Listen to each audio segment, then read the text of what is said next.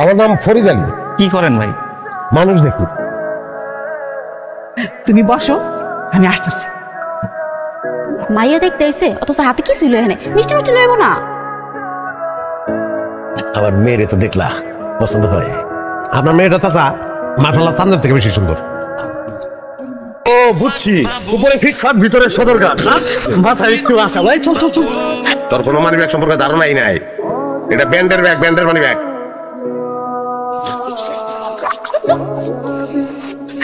হাতে একটা চোট থাকলে সেই জমতো, কিন্তু পুরা বাংলা সিনেমা চৌধুরী সাহেবের মতো লাগতো।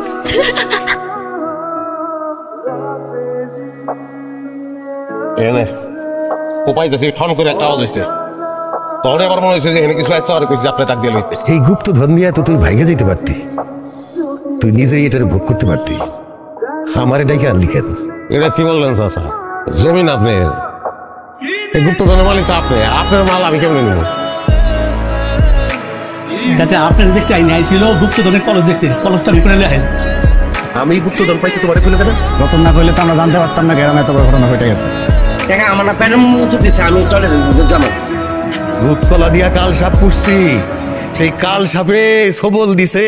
আপনার নাকি গুপ্তধন চুরি হয়ে গেছে গা? গুপ্তধন পাইছিলাম, গুপ্তধনটা চুরি হয়ে গেছে। তাই এটা আগে কবে নাম গো জানাবেন না?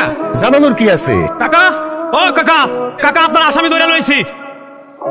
কই পাইছস? ওই যে বাজারে দুলুর দোকানের পিছে ঘুরঘুর করতেছিল। আমি তো অসৎ লোকের কাছে আমার মেয়ের বিয়ে দিতে পারি না।